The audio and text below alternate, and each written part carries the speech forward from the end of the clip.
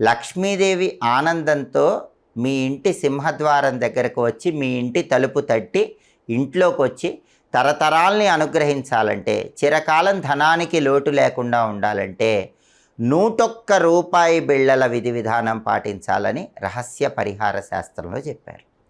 ఈ 101 రూపాయి బిళ్ళల విధి విధానం ఏంటంటే, ఎప్పుడైనా శుక్రవారం రోజు మీ ఇంట్లో పూజా మందిరంలో లక్ష్మీదేవి చిత్రపటం ముందు ఒక రాగి పళ్ళెం కానీ ఇత్తడి పళ్ళెం కానీ పెద్దది ఉంచి దానిలో 101 రూపాయి బిళ్ళలు ఉంచండి.